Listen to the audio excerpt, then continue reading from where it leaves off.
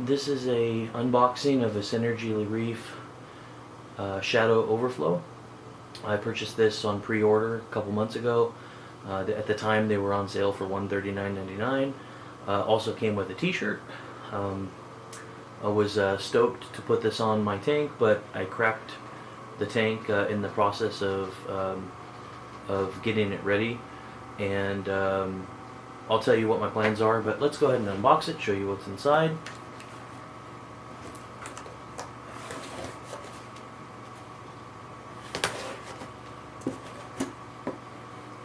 Comes pretty heavily packaged.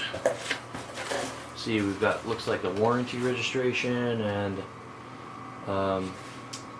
yeah, warranty registration with a 15% off coupon for our next purchase. Set that off to the side. Some packing peanuts.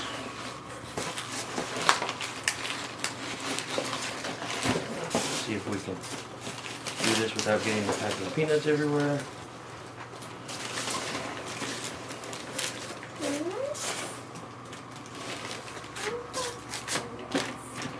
The main difference between this design and the previous model is that this is, I believe, a uni-mold. So it's one piece of formed PVC or acrylic or whatever they use. And before it was just acrylic that was bonded together. And I believe they had some issues with leaking. Not really sure, I'd never owned one, so set that off to the side. In the bottom, you just check before I do. You got a nice t-shirt here. So here's a nice t-shirt that they sent. That's on the front. On the back. Okay. Alright, let's get to the good stuff. So here's what we get. Plastic wrap. It's like Christmas early. Today's December 5th. There went the spare. You get a spare weir. Okay, so that's nice. So if you want to clean the front of one, and you can replace the other and have a spare. There's some tape on that. Okay, so let's go ahead and take a look. So here's the back box here. You've got three 1.5 inch drains. It's all one piece. So this is not a bulkhead like it was before. So there's no chance of leaking unless the whole thing cracks. I guess that's the plus with it, is if you crack this whole thing, then you would probably have to get a replacement or seal it somehow. Versus if you were to just have a leaky bulkhead, you would just tighten that up.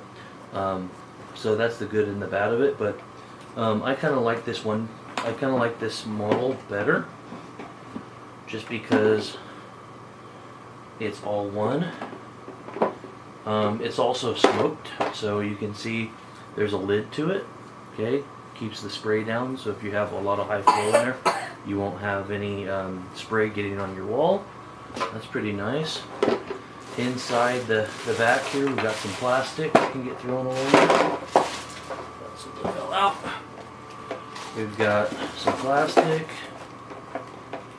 Looks like we've got some type of magnet or something, or maybe just spare PVC. We'll see what that does in a second. We've got inside some more plastic. We have two of their patented U-shaped connectors. This does not come with any. This does not come with any PVC at all, so you have to buy your own 1.5 inch PVC. There's a little hole there for an air inlet. This is for if you wanted to set up, say, not a stockman, but a bean animal overflow. So you would have two one as your main drain, one as a secondary drain, and then the other as the third drain would be the emergency. And they've made these so that you could fit the 1.5 inch tubing or 1.5 inch piping in the back of this. Set those off to the side. Inside here, which I don't know if you can see very well, you've got the bulkheads with their nuts here, and you can see it's their own type of model. I believe these are 2 or 2.5 inch bulkheads. I think it's like 63 millimeters to be exact. So here you've got the other side of the rear chamber. You've got this nice little bracing right there on the back. This just butts right up into it.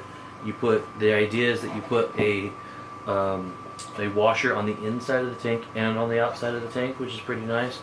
Here's the inside here, pretty big. So in some of the videos that they've had, you would put a U shape over here and another U shape, and then in the middle you would put the emergency drain. But it really doesn't matter which orientation you put it in. I'm probably gonna only run. I don't know if I'd run all three, just because of limited space in the sump area. But I'm probably at the minimum. I'm gonna run not a Durso, but a Herbie Overflow. So I'll use 2 of them for sure, and then cap the other one off if I do. But anyways, that's simple. They do not want you to glue in here. That way you don't have to mess with it at any time. So just keep that in mind. No glue on the inside, but you can glue down on the bottom. Okay, I'll go ahead and set the rear chamber off to the side. Okay, this is the other. You get the 2. They put them together. You get the 2 rubber gaskets. Here, there's 1, 2, and then 3, 4. So 2 for the, like I said, 2 for the inside, 2 for the outside. You also get a drill template.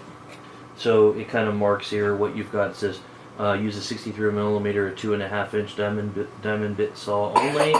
If you have glass, if you have acrylic, you'd probably end up using a regular drill bit for acrylic. It says right here that the water level will be approximately 3/4 inch to 1 inch from the top of the box. So basically, wherever you put this, your water level is going to be 1 inch to 3/4 inch below. So wherever you have this, if you have this on the top of the tank, expect your water level to be 3/4 inch to 1 inch below this right here. And this marks the front box, so the in-tank box. Okay, that's pretty nice, and it's some type of, it's plastic, but it's almost like a cardboard.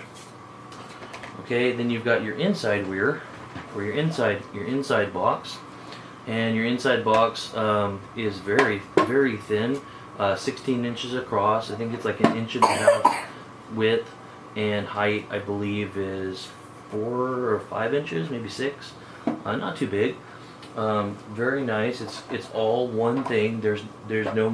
It's no longer are there individual bulkheads in here that you have to actually worry about leaking. It's all one piece, which is really nice. And the removable weir slides off. Okay, there are no more magnets, so you don't have to worry about anything rusting. Please stand, Glenn. You don't have to worry about anything rusting. They've got the V-shaped or the U-shaped teeth, which is really nice. So as you increase flow, it's going to get wider so that you can handle that increased flow. I believe this model here handles, is it 1,500 gallons per hour, if I'm not mistaken. And then you've got the inside. It's pretty well braced. There's some custom bracing in here. It's pretty well braced. Looks pretty good. And that's about it. Like I said, no magnets. It just slips on, slides into place. Let's see how easy this is to do. Normally I'd probably do this with 2 hands. I'm holding it with 1 hand, but let's see.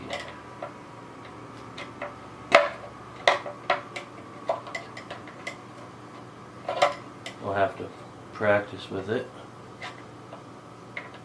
It's probably easier than it's here.